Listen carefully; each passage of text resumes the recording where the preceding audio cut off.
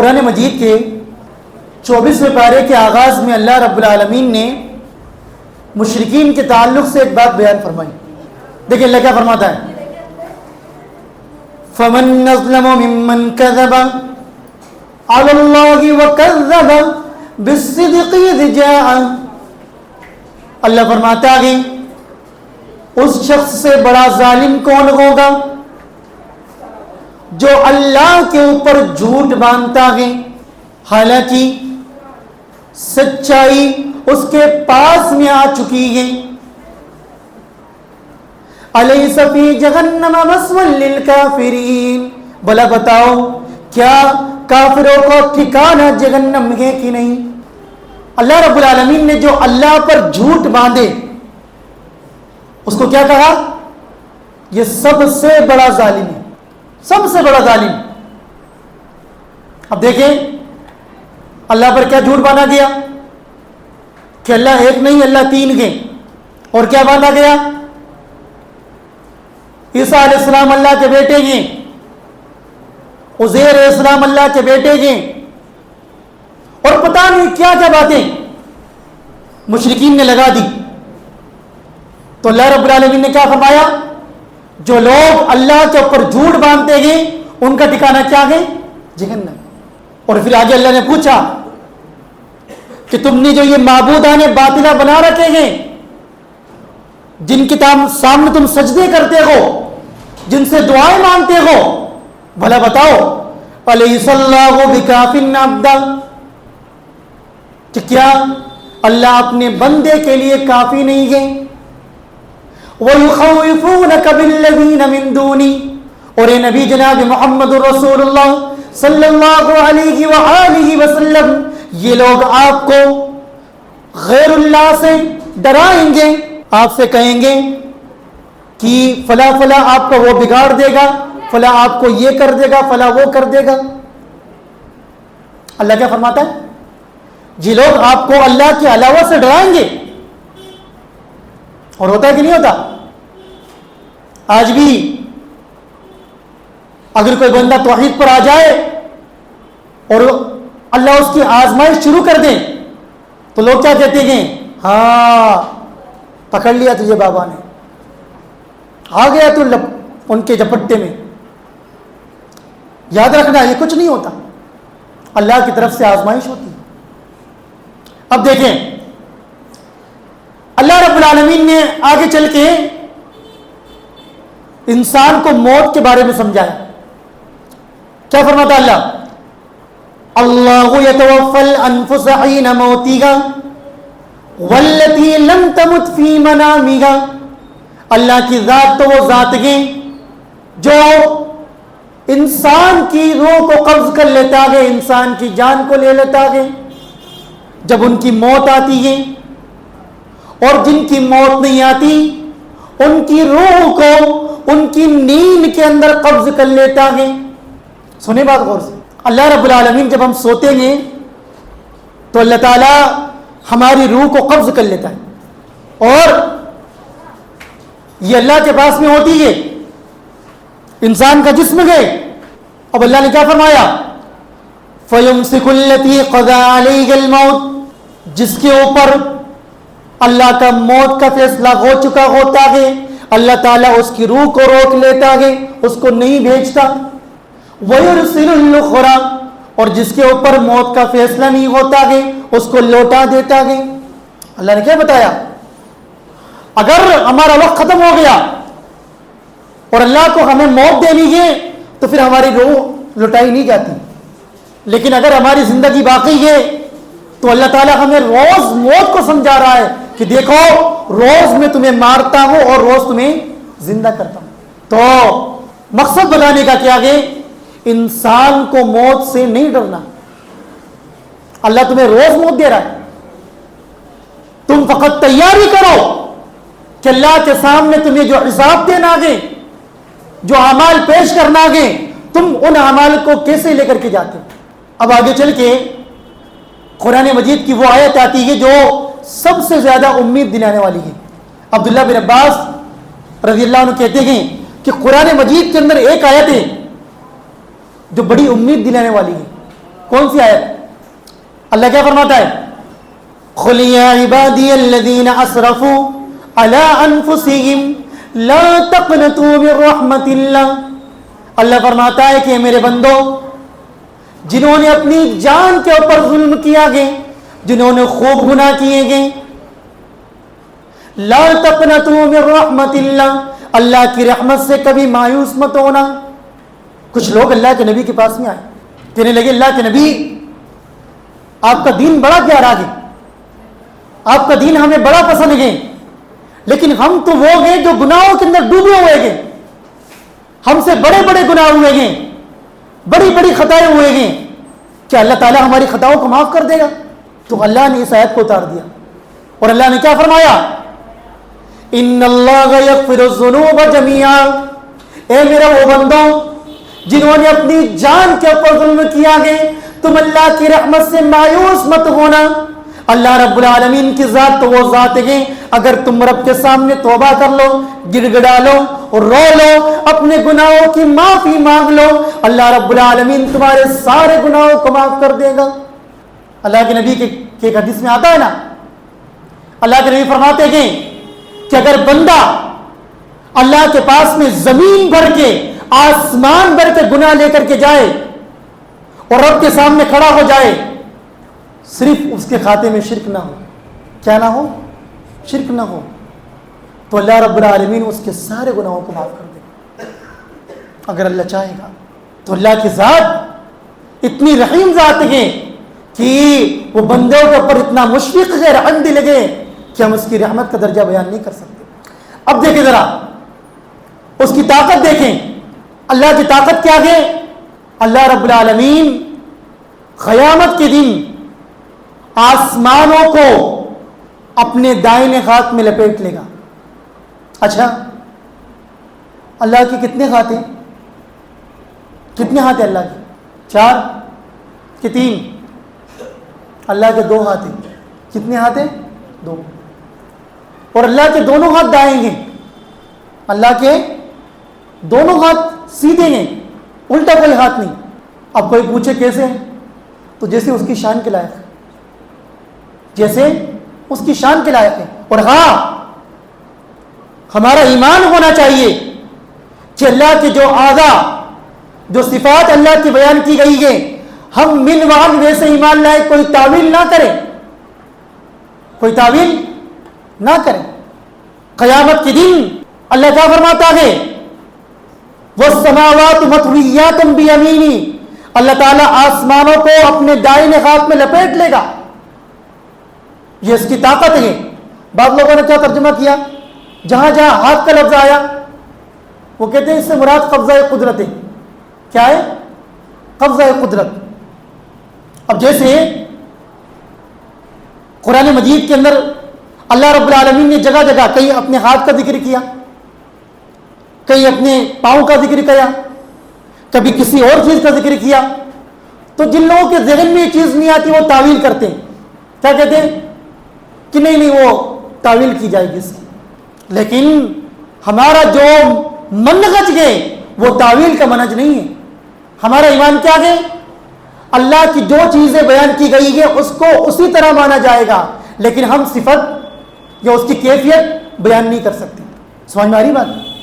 اب جیسے قرآن مجید میں اسی کے بعد میں سورہ مومن شروع ہو رہی ہے، اس میں ایک بات بیان کی گئی جو اسی سے تعلق ہے. اللہ کیا فرماتا ہے؟ الذین یحملون العرش ومن حولہ یسبحون بحمد ربہم. جو فرشتے اللہ کے عرش کو اٹھائے ہوئے گئے اور جو ان کے ارد گرد گئے وہ اللہ کی تسبیح بیان کرتے گئے. کس کو اٹھائے ہوئے گئے؟ اللہ کے عرش کو. کس کو؟ عرش کو. اب بعض لوگوں کے ذہن میں جب عرش نہیں آیا تو انہوں نے کیا کہا کہ نہیں وہ اللہ تعالیٰ عرش پر کیسے آئے گا؟ اس سے مراد اللہ کی حکومت ہے. کیا ہے؟ حکومت. تو کسی نے پوچھا تو کیا فرشتے اللہ کی حکومت کو اٹھائے ہوئے ہیں؟ کیا فرشتے اٹھائے ہوئے اللہ کی حکومت کو؟ اور دوسری بات ایک مقام پر آتا ہے کہ قیامت کے دن اللہ رب العالمین کے عرش کو 8 فرشتے اٹھائے ہوں گے. کتنے؟ تو کیا وہ اللہ کی حکومت کو اٹھائے رہیں گے؟ تو تعویل یہ ہمارا منہج نہیں ہے، بلکہ ہمارا منہج کیا ہے؟ جو چیزیں اللہ کی جس طرح بیان ہوئی ہے ہمارا ایمان ویسا ہونا چاہیے. اچھا اب دیکھیں ذرا، آج ہمارا حال کیا ہوتا ہے کہ ہم کہتے ہیں بھائی میرے لیے دعا کر دو، مولوی صاحب سے کہہ رہے ہیں دعا کر دو. اگر ہمارے اندر ایمان ہے، اللہ نے کتنی بڑی خوشخبری دی. اللہ فرماتا ہے وَيُؤْمِنُونَ بِهِ وَيَسْتَغْفِرُونَ لِلَّذِينَ آمَنُوا. یہ جو فرشتے ہیں جو اللہ کے عرش کو اٹھائے ہوئے گئے اور جو ان کے ارد گرد گئے، جو اللہ کی تسبیح بیان کرتے گئے اور اس کے اوپر ایمان رکھتے گئے، یہ مومنوں کے لیے اللہ سے دعا کرتے گئے. کس کے لیے دعا کرتے ہیں؟ مومنوں کے لیے. اگر ہم مومن ہیں الحمدللہ تو یہ فرشتے ہمارے لیے بھی دعا کر رہے ہیں. وَيَسْتَغْفِرُونَ لِلَّذِينَ آمَنُوا. تو اپنے آپ کو ویسا بناؤ کہ فرشتوں کی دعائیں آپ کو لگیں. اچھا آگے چل کے اللہ رب العالمین اپنے نبی جناب محمد رسول اللہ صلی اللہ علیہ وسلم کے تعلق سے جو لوگ اس عقیدے کے شکار ہے کہ اللہ رب العالمین نے اپنے نبی کو سارا کا سارا غیب کا علم دے دیا، اس کی نفی کر رہا ہے. دیکھیں کس قدر واضح آیت ہے. اللہ فرماتا ہے وَلَقَدْ أَرْسَلْنَا رُسُلًا مِّن قَبْلِكَ مِنْهُمْ مَنْ قَصَصْنَا عَلَيْكَ وَمِنْهُمْ مَنْ لَمْ نَقْصُصْ عَلَيْكَ. اے نبی جناب محمد رسول اللہ صلی اللہ علیہ وآلہ وسلم، ہم نے آپ سے پہلے کئی رسولوں کو بھیجا ہے. منہم من قصصنا علیک، جن میں سے بعض کے قصے ہم نے آپ کو بتا دیے. ومنہم من لم نقصص علیک، لیکن ان میں سے اب بھی بہت سے نبی وہ گئے جن کے بارے میں ہم نے آپ کو بتایا ہی نہیں. کیا فرماتا اللہ؟ ہم نے آپ کو ساری باتیں تو بہت دور کی بات کے سارے نبیوں کے بارے میں بھی نہیں بتایا. اور آپ جانتے ہیں قرآن میں اگر انبیاء کے نام آئے تو کتنے آئے؟ 25. باقی انبیاء کہاں ہیں؟ اللہ کے نبی کی حدیث میں آتا ہے سورہ قاف کے اندر، اور ایک مقام کے اوپر ایک لفظ آیا ایک نبی کا نام، اور وہ نبی ہے کہ نہیں پتہ نہیں، کیا نام آیا؟ تبا. کیا نام ہے؟ تبا. جس سورہ قاف میں ہے نا ام خیر ام قوم تبا. اب اللہ کے نبی فرماتے ہیں ایک حدیث میں میں نہیں جانتا کہ تبا نبی تھے کہ نہیں تھے، مجھے نہیں پتا. معلوم کیا ہوا؟ نبی کو اللہ رب العالمین نے سارا غیب نہیں دیا. غیب کا علم جو ہے وہ کون جانتا ہے؟ سارا کا سارا فقط اللہ. نبی کے بارے میں اللہ نے کیا فرمایا؟ تلک من انباء الغیب نوحیہا الیک. یہ غیب کی خبریں ہیں جو ہم آپ کو بتا رہے ہیں. یہ غیب کی خبریں جو اللہ نے آپ کو بتائی ہیں، اور جتنی بتائی ہے اتنی جانتے ہیں، ورنہ جو اللہ نے آپ کو نہیں بتایا وہ آپ نہیں جانتے. اللہ ہماری قوم پر رحم فرمائے. ہماری قوم کے لوگوں نے یہ عقیدہ بنا لیا کہ وَعَلَّمَكَ مَا لَمْ تَكُنْ تَعْلَمْ. آیت کو پڑھ کے کہنے لگے جو کچھ ہونا تھا، جو کچھ ہو رہا ہے، جو کچھ ہوگا، سب کچھ اللہ رب العالمین نے نبی کو بتا دیا. اچھا دیکھیں قرآن کی اس آیت سے کتنا رد ہوا. اب جو کچھ ہونا تھا ہوا تھا، ان میں سارے نبی گزرے کہ نہیں گزرے؟ سارے گزرے نا. کتنے نبی گزرے؟ جتنے ہوئے تھے سب گزر گئے. اور اللہ نے کیا کہا؟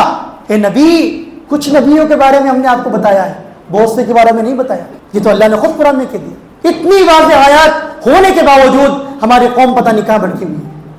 اور آگے سورہ حامیم سجدہ کے اندر اللہ کیا فرماتا ہے؟ قیامت کا دن ہوگا، تمہاری زبانوں کے اوپر مہر لگ جائے گی.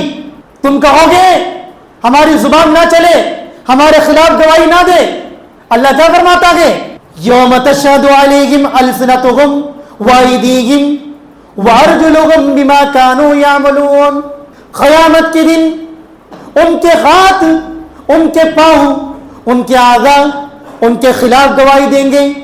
تو یہ کہے گا تمہیں کیا ہو گیا ہے کہ تم میرے خلاف گواہی دے رہے ہو؟ انسان کہے گا، اپنے ہاتھ سے کہے گا، پاؤں سے کہے گا کہ میں کیوں کر رہا ہوں یہ سب کچھ؟ تمہیں تو بچانے کے لیے کر رہا ہوں. جہنم میں گیا تو پٹے گا کون؟ کمر، پاؤں، ہاتھ. لیکن یہ سب بولیں گے تمہارے نفس کے خلاف، اور کیا کہیں گے؟ قالوا انطقنا اللہ الذی انطق کل شیء، سب کہیں گے ہمیں اس ذات نے بلوا دیا گیا جس نے ہر چیز کو قوت گویائی دی گئی۔ سورہ یاسین میں اللہ فرماتا ہے الیوم نختم علی افواہہم، قیامت کے دن ہم ان کے منہ کے اوپر مہر لگا دیں گے، وتکلمنا ایدیہم، ان کے ہاتھ ہم سے بات کریں گے، وتشہد ارجلہم بما کانوا یکسبون، اور ان کے پاؤں ان کے خلاف گواہی دیں گے۔ سمجھ رہے بات کو؟ تو یاد رکھیں جو گناہ آپ کرتے ہیں تنہائی کے اندر کیوں نہ ہو، کوئی نہیں دیکھ رہا آگے لیکن آپ کا رب دیکھ رہا آگے، اور قیامت کے دن اگر کوئی نہیں بولے گا آپ کے اعضاء خود بولیں گے، آپ کے اعضاء خود بولیں گے۔ اور آخری بات اللہ نے کیا کہا؟ مشرکین کیا کہتے تھے؟ وقال الذين كفروا لا تسمعوا لهذا القرآن والغوا فيه لعلكم تغلبون، کافر لوگ کہنے لگے اس قرآن کو مت سنو، اور جب یہ پڑھا جائے تو بیہودہ باتیں کیا کرو، لعلکم تغلبون، تاکہ تم غالب آ جاؤ۔ اچھا، اللہ رب العالمین نے ایک نائی سے اگر اس کے جواب میں کوئی آیت اتاری، وہ کون سی آیت ہے؟ کون سی آیت ہے؟ بتائیں ذرا کون سی آیت ہے؟ وہ وہی آیت ہے جو بڑی مشہور ہے۔ کیا فرماتا اللہ؟ وَإِذَا قُرِئَ الْقُرْآنُ، جب قرآن پڑھا جائے، فَاسْتَمِعُوا لَهُ، اس کو غور سے سنو، وَأَنصِتُوا، اور خاموش رہو، لَعَلَّكُمْ تُرْحَمُونَ، تاکہ تمہارے اوپر رحم کیا جائے۔ کافروں نے کیا کہا؟ جب قرآن پڑھا جائے تو مت سنو۔ اللہ نے کیا کہا؟ جب قرآن پڑھا جائے تو غور سے سنو، کان لگا کر کے سنو۔ کافروں نے کیا کہا؟ جب قرآن پڑھا جائے تو لغو باتیں کرو، اور اللہ نے کیا فرمایا؟ لغو باتیں مت کرو بلکہ وَأَنصِتُوا، خاموش رہو، خاموش رہو۔ وہ کیا کہتے تھے؟ لَعَلَّكُمْ تَغْلِبُونَ، تاکہ تم غالب آ جاؤ۔ اللہ نے کیا کہا؟ لَعَلَّكُمْ تُرْحَمُونَ، تاکہ تمہارے اوپر رحم کیا جائے۔ تو یہ کافروں کی جواب میں آیت ہے جس کو ہمارے احباب نے سورہ فاتحہ نہ پڑھنے کی دلیل کے طور پر لے لیا، جبکہ آیت مکی وَإِذَا قُرِئَ الْقُرْآنُ، اور سورہ فاتحہ کا جو حکم آیا جماعت سے نماز پڑھنے کا وہ مدینہ میں آیا۔ بھائی امام بخاری رحمہ اللہ نے استدلال کیسے کیا؟ امام بخاری فرماتے ہیں وَقُومُوا لِلَّهِ قَانِتِينَ، سورہ بقرہ کی جو آیت ہے کہ جب نماز کے لیے کھڑے ہو جاؤ تو خشوع خضوع اختیار کرتے ہوئے کھڑے ہو۔ کہتے ہیں کہ جب تک یہ آیت نہیں اتری تھی صحابہ کرام نماز میں باتیں کرتے تھے، کتنی رکعت ہوئی، کون سی چل رہی ہے، باتیں کر لیا کرتے تھے نماز کے اندر۔ لیکن جب یہ آیت اتری اللہ کے نبی علیہ الصلوۃ والسلام نے صحابہ کو باتیں کرنے سے روک دیا کہ تم باتیں بالکل نہیں کرو اور بالکل اللہ کے لیے خشوع خضوع کے ساتھ کھڑے ہو جاؤ۔ اب امام بخاری کہتے ہیں کہ تم کہتے ہو اس مکی آیت نے سورہ فاتحہ پڑھنے سے روک دیا۔ اللہ کے بندو، یہ مدنی آیت جو سورہ بقرہ مدنی صورت کے جب تک یہ آیت نہیں اتری تھی صحابہ کرام نماز میں باتیں کرنے سے نہیں رکے تھے، تو سورہ فاتحہ پڑھنے سے کیا رکتے؟ جب صحابہ نماز میں باتیں کرنے سے نہیں رکے تو سورہ فاتحہ پڑھنے سے کہاں رکتے ہیں؟ تو لہذا یہ آیت سورہ فاتحہ نہ پڑھنے کی دلیل نہیں ہے۔ تو بہرحال یہ قرآن کا جواب ہے جو اللہ رب العالمین نے مشرکین کو دیا۔ اب دعا کرے کہ اللہ رب العالمین ہمیں صحیح معنوں کے اندر قرآن و سنت کا صحیح فہم عطا فرمائے، اللہ تعالیٰ ہمیں زندہ رکھے، اسلام پر زندہ رکھے، خاتمہ فرمائے، ایمان پر فرمائے، آمین۔ تقبل یا رب العالمین، وآخر دعوانا ان الحمد للہ رب العالمین۔